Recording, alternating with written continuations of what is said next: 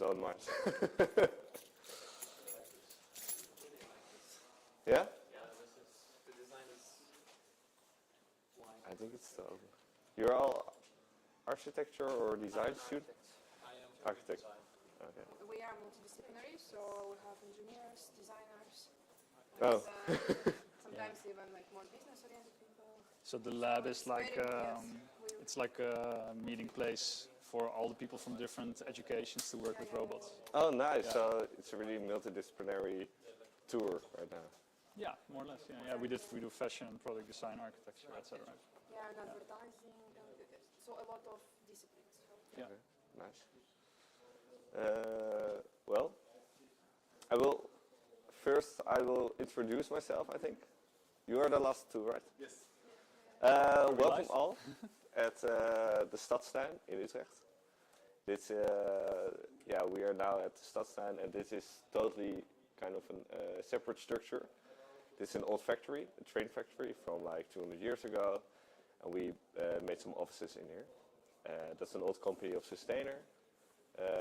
First I will introduce myself. My name is Max. I'm a structural engineer at Sustainer, but I'm already working for 5 years over here, and I studied civil engineering, and then I became interested in wood, became interested in kind of made a building system out of wood and how to do that, and then I landed at Sustainer. And over there, first I was part of the software team, and 2 years ago I graduated as a structural engineer at TU Delft, and now I'm part of the software team and the engineering team.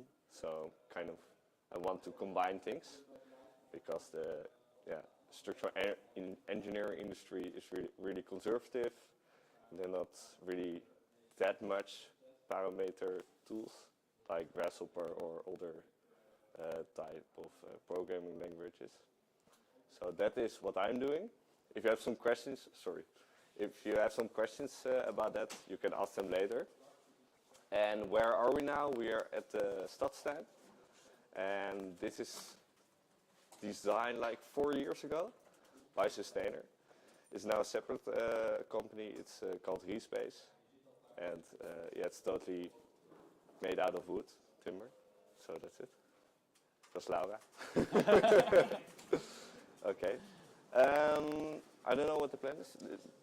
So we're gonna see Sustainer, right? Or you're gonna talk a little bit about what Sustainer does? Yeah, I can show some people in the office to introduce to some. And maybe briefly, so you said you started working at Sustainer 5 years ago. Yeah.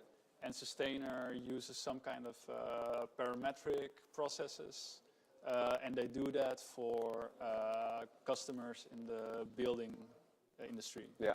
What do you design, or? Yeah. You can say. What do you design? So what do you design? Okay. What I designed, we started with a building system made out of wood. We started with we called it V4. That was just a timber structure. There were kind of modules, and you place the modules on top of each other.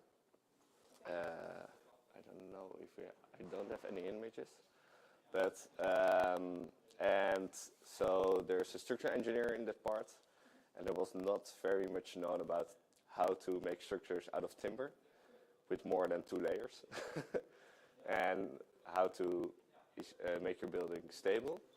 And then out of that there came the idea of, that was 5 years ago with Grasshopper. Is everybody known with Grasshopper? Yes. Yeah, I think right now Grasshopper. Nice. And then you can design with Grasshopper, change some parameters, and adapt your building to what you need to your foreground. So you said that it's not so easy to build multiple stories with timber. Is that what you said? Yeah, that was 5 years ago. 5 years ago, Yeah. yeah. Because we saw actually in the quartier that there was one of the tallest circular buildings of the Netherlands. Did you help them make it? I did not help them. Which over at the neighbors? The Spoorkwartier? And they made there's a big difference that they used kind of CLT. And that's a massive timber structure, and we have kind of an open timber structure. What you see over here, they're just columns, and sometimes we have some steel branchings over here.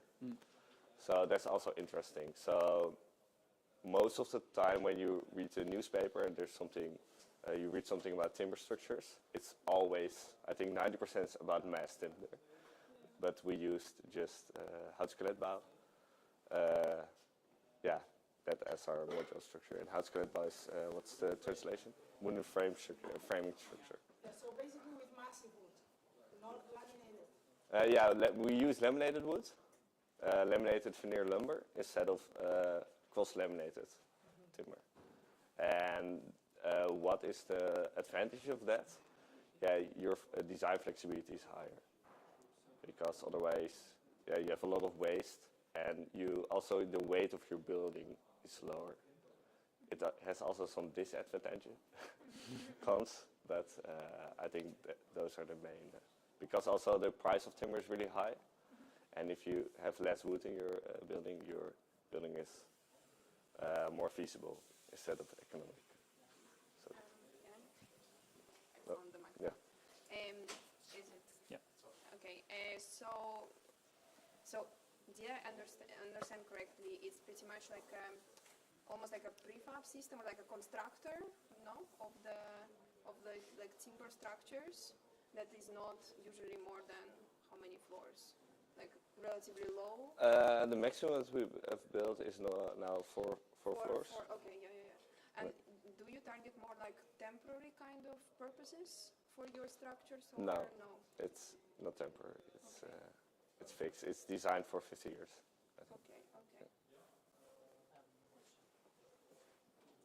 So, for the foundation, how does the timber or the wood goes underground and not get? We still use a concrete. Yeah. I think that's more kind of an insurance thing. Oh, That's and especially in the Netherlands, we kind of have a high groundwater level, and yeah, when there are possibilities to have your foundation out of wood, but I think I do not recommend them if you're the first user. Yeah. So.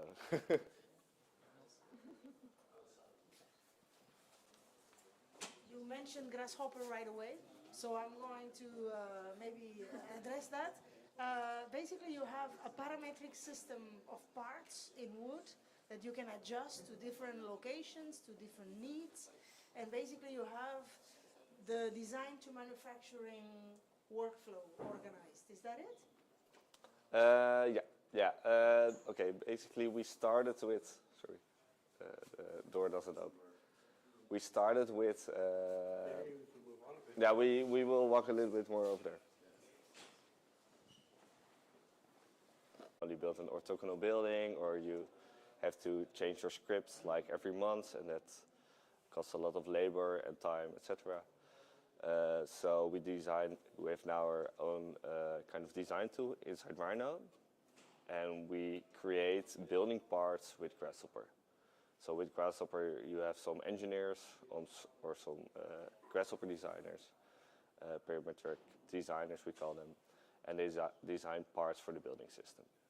And then inside Rhino, we have our own tool, which you can draw with, and then with that tool, you can draw your modular houses.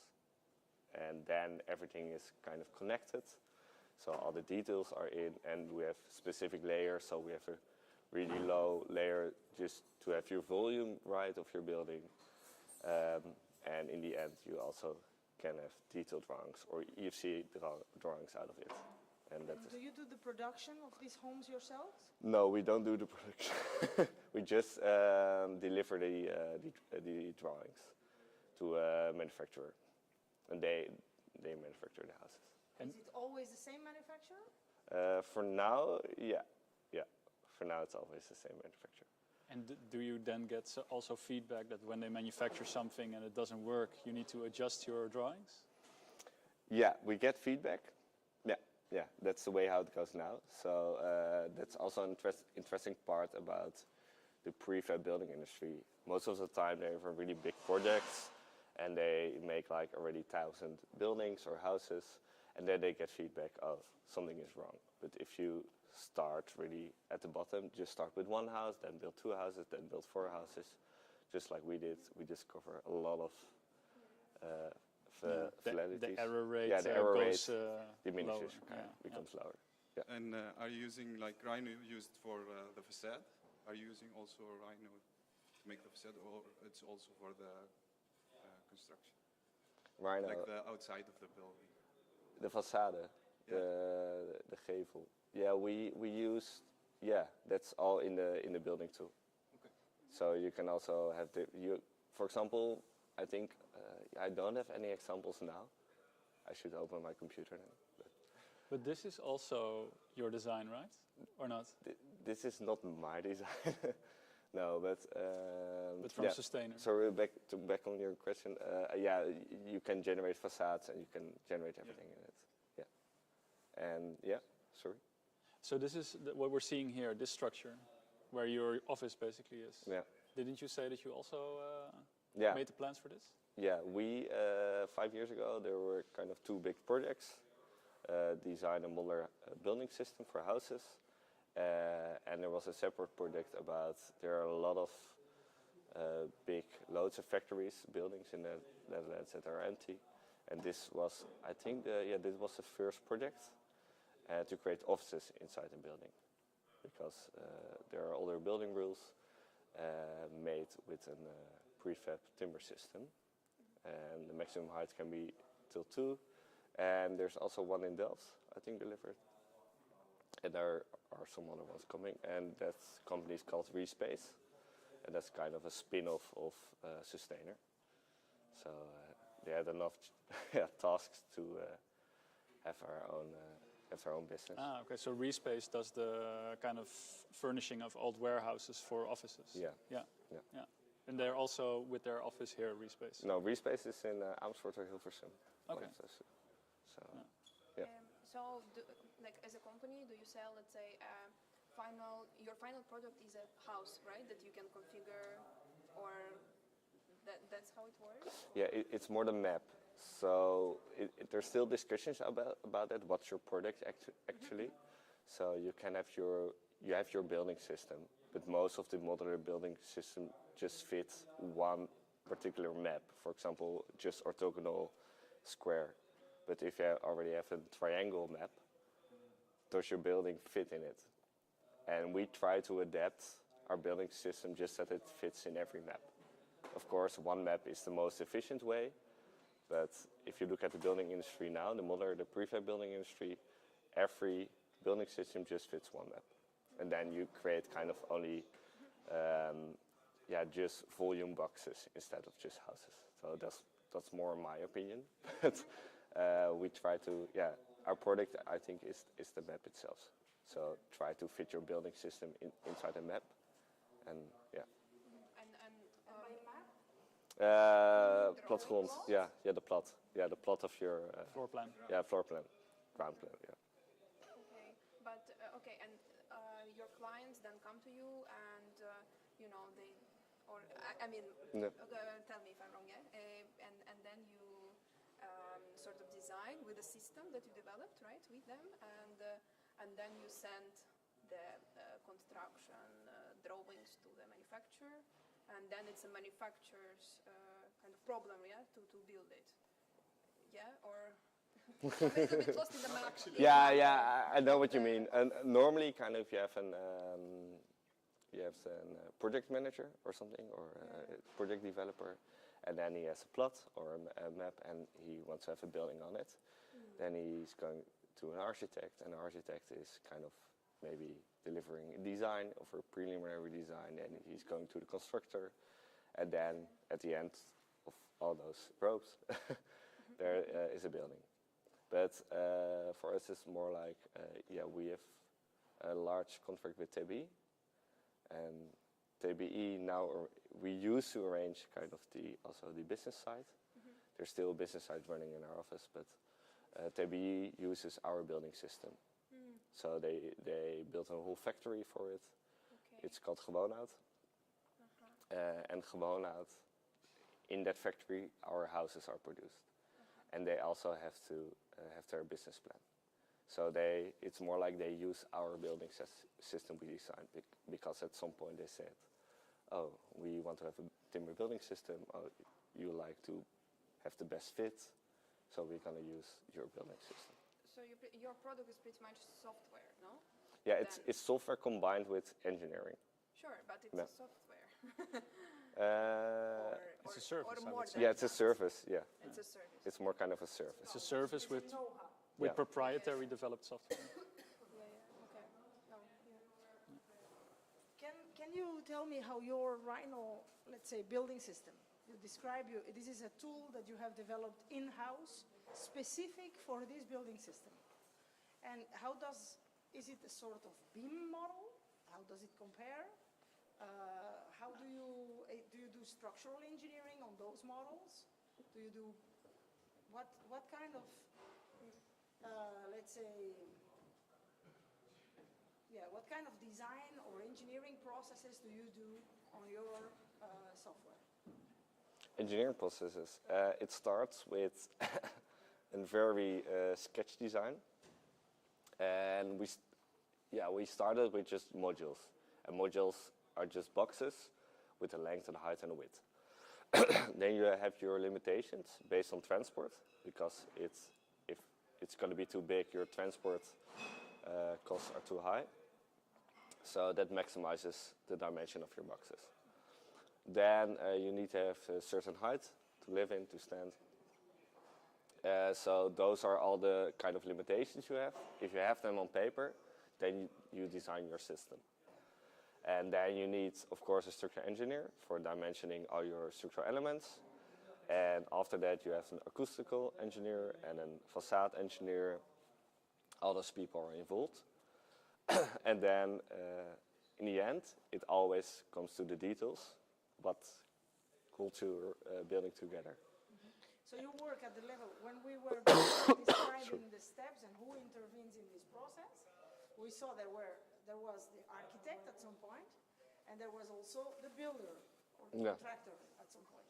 Do you work with architects or do you work with contractors mostly? We used to work with, or wanted to work with architects, but nowadays we work with contractors. Architects, they have their own design. And then you have to look, do they want to design with our building system? No, they have their own designs. Or they're also prefab architects, or I don't know, but nowadays only with contractors. And can I ask, how long has it been that you are in business? Me? No, you, Sustainer. Sustainer. Sustainer, I think it's for 8 years in business, and we started this project also 5 years ago. And the mass production, if you want, of your building system that is now happening at Helwon or other places, how long has it been that it's mass produced? They opened 1.5 years ago, and they hope to get on track this year to have their maximum kind of building capacity. And is there like major changes that have happened in this road to industrialization, to the system itself, let's say? Yeah, there's always kind of, there are little issues we have to change or that, but sorry. You want some water? I think I need some water. Yeah. I'm gonna grab something. Ah. Ja, godverdomme. Net uit een meeting, een uur lang. We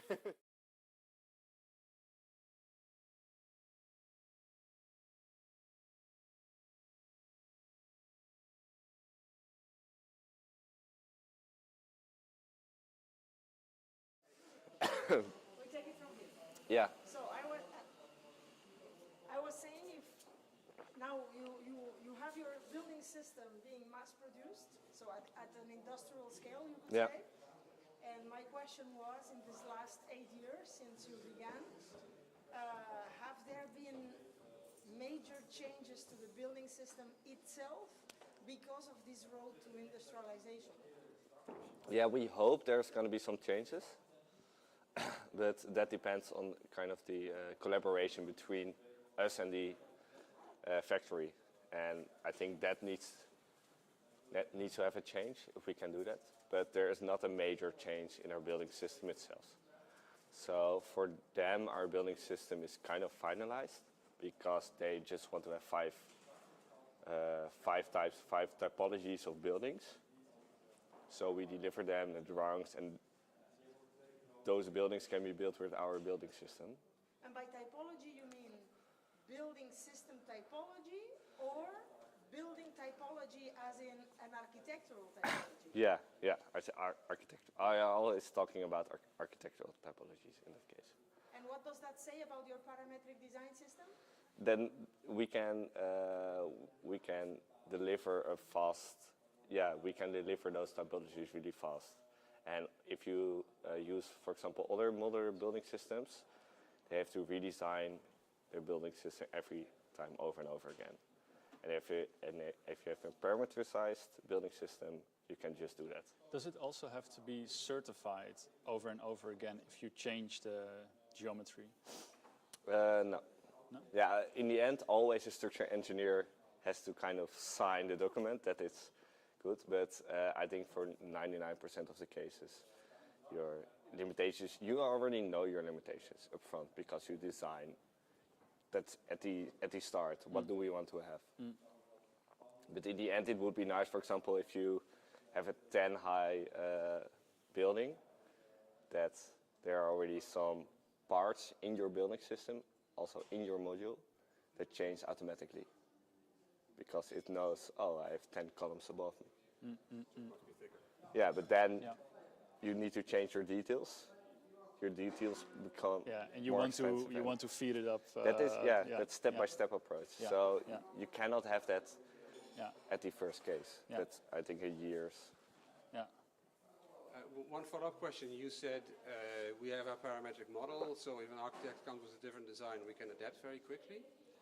Is this parametric model in Rhino or in Grasshopper, or how does this work in Rhino? You don't use Grasshopper. Yeah, there comes monkey out to sleep. No, we have Grasshopper models. They produce databases with elements or elements combined. Just we used to have combined elements, so they're modules generated. But when you want to have a lot of building topologies, then you have at a certain moment you have 10,000 modules in your database. So that's not really efficient. No. And maybe you just have 200 parts. So when you draw in Rhino, it picks certain elements from the database and it generates them. So there's design logic in Rhino itself. Yeah. Okay. But it's a plugin, no? A Rhino plugin, what you are talking about. Yeah, but it's not online. They wrote it themselves. Yeah, it's a Rhino plugin. But Yeah, it's a Rhino plugin. yeah. At the moment, it's not online. No, I mean, it's okay. Yeah.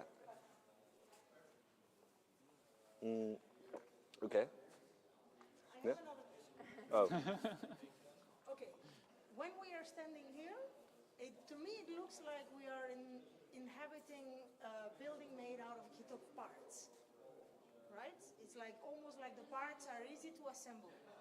So the question is, because I don't know the factory, when you are building the elements at the factory, are they transported on site and then assembled on site? No. Or are they pre-assembled at the factory and then the module is transported on site? No, for our building system, it's an off-site building system. So you create 3D elements in a factory, and then they're transported to the building site. And on the building site, you just have 1 or 2 extra connections, so the modules are put together. Yeah. And you have looked at the impact of all of this? Meaning? The impact. I'm a little bit provocative. The impact here. of. Yeah, the impact. Because on the one hand, you say, and I really like it, let me say that I'm a fan, you know, but you say, okay, we are using this kind of open timber structures because we see there is a benefit over CLT. We have seen also that if we want to introduce it in the market, at the end of the day we have to industrialize, and we are coming down to 5 typologies.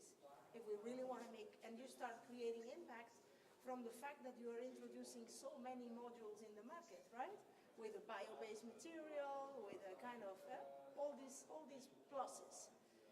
But then you are also building on 3D in one location and then transporting your units to the site. So the more sites you have, the more transport it will imply, right? Yeah. So, question to you is, have you made a calculation It's an of interesting. how many units can we make in this factory before it starts not working?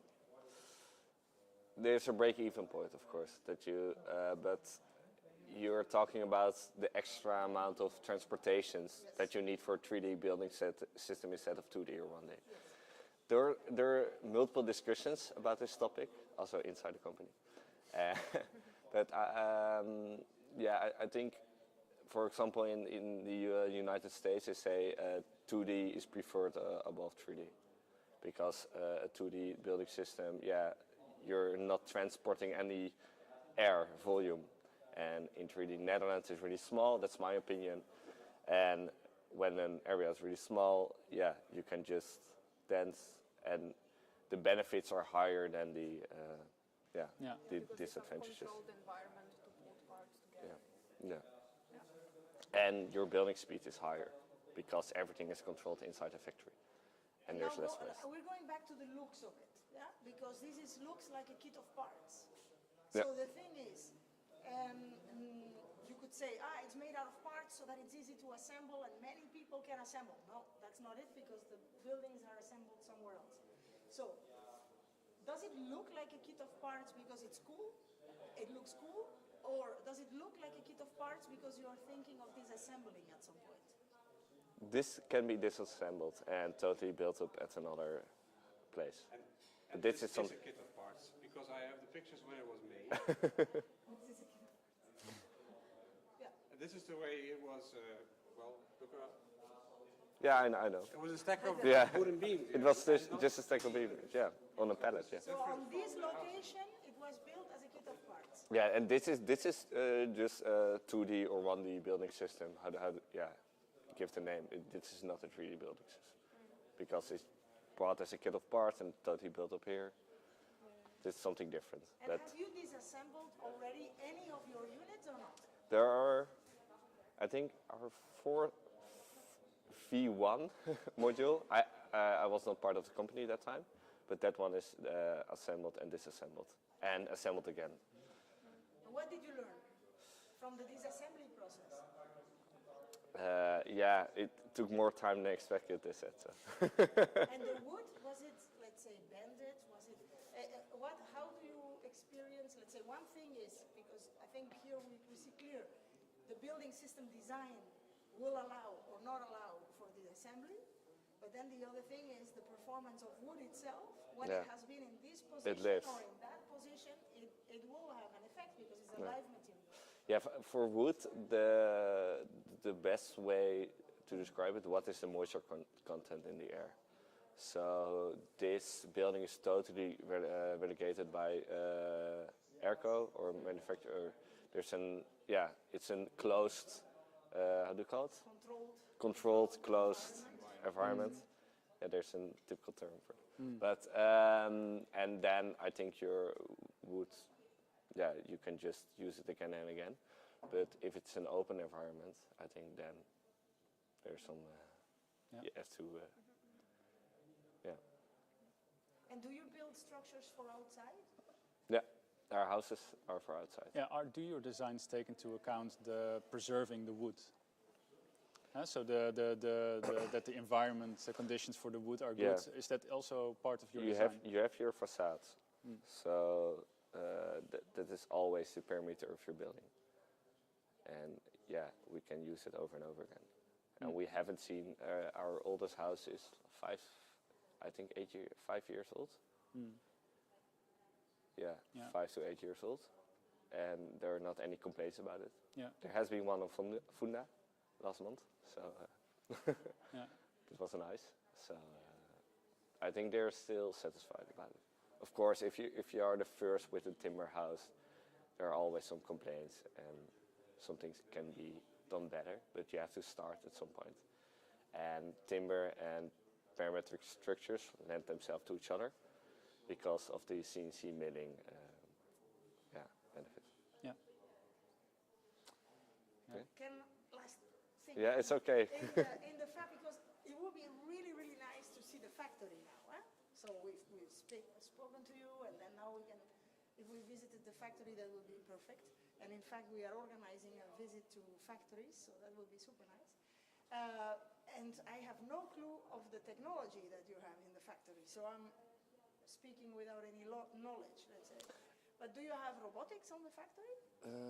No, there's one factory with robotics, but for now it's just CNC milling machines, and there's one company that does that for us. Those are doing the CNC parts, and then all the parts are transported to the building factory where actually the houses are built, or the modules. So. And there you have a crew of people putting together those Yeah. houses. Yeah, there's a building team. Yeah. They are experts. What kind of backgrounds they have? Yeah, builders. Yeah. I'm not that into really detailed. Oh, sorry, one question also. I see that beam is like sanded something, right? It was maybe painted before? That is laminated veneer lumber. It's laminated veneer lumber. Yeah, okay. so laminated veneer lumber, I think if you look to timber, there's always a grain. And they have veneers of 1 millimeter, and they put all the veneers on top of each other. And then you have really big panels, and then out of those panels you can cut columns or beams, or you can just leave it a panel of 4 centimeters thick. But yeah, sometimes because of these laminations, this is the result of that. Ah, okay. So I thought it might have been like a reused material. No. It's not. There are possibilities, for example, a lot of companies and industries testing with composite materials. And there are some composite materials that have, for example, a higher bending capacity, etc. And then combine the timber with, for example, the composite material at the outer side. But then there are new rules for example, glue between the composite and the timber. So maybe within 5 years we find something that works. But, I had a follow-up question. Like, you provide the guideline to the assembly, like the buildings, to for the construction? Yeah. We for the that holds the building system. There's a step-by-step approach how to put your modules together. And also how to put your modules in the building together. And you label like if you had the wood, you label the wood to... Yeah, we used to have QR codes on every element, on every beam, and then you make a picture of the QR code, and then you see what the beam is actually and where it's supposed to be inside. 3D model or? Yeah, then you see the 3D model, Okay. some builders still worked with 2D models. Just Sorry. So, for example, when we talk about like these prefab building systems, what comes to mind is also like a startup in Berlin, Urban Beta. I don't know if you know them. Urban Beta. And they're doing something similar, but. Okay, I'm curious about how is it happening, like with funding? Do you like raise funds for your company, or if you do, how easy it is, or like how much interest do you see in the topic in general? There's a lot of interest in the timber industry in the Netherlands because there are some climate goals. For example, Amsterdam set a limit of 25% should be built out of timber after 2025 or something. But I think for the funding it's always difficult. It's a very conservative business, the ISA industry in the Netherlands, and you want to change it. But you see also the big companies, for example BAM, all the contractors are also introducing a timber system, and they're looking into the market, or for example TB is using our timber system. So the industry is, it's moving, but... Are you afraid that a big company will come and snatch your concept? Oh, yeah. No. Not afraid? Not Good. afraid. Well, you said that you have a contract with TBE? Yeah, TBE is building, Gewoonhout is using our concept. So you're actually connected to one of the larger builders in the Netherlands then? Yeah. because TBI is a very big building industry. Yeah, but then it's also about who's building the most houses. TBI is very big, but maybe not. Maybe not in houses. No, that's I have a question about waste. Yeah. So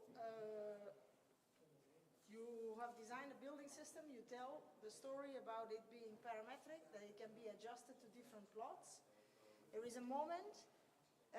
I would like to know how much waste do you produce in your building system when you are making the parts, and I would like to know when there is a moment that you need to decide, is the plot leading or is my zero waste strategy leading? Or is it ever that you are saying, for instance, the house in question or the module in question should not be bigger than, because if it's bigger than, we are creating a lot of waste in our production. Yeah, that depends on your grid size of your modules. So when your grid size becomes really, really flexible, we used to have a 3x5 grid or a 3x3, but now we have a grid size of 1 meter every step. So we can have a 1x1 or 1x6 until 6 or 7, and that's a grid size. And if that can be built on your building plot, or what the function of your building looks like. For example, if you want to have an office, most of the time you have a 6 or 9 grid. So yeah, that's not. But you were talking about waste. Waste, yeah. Because Yeah, but let's say you are talking about the standard panels of wood, right?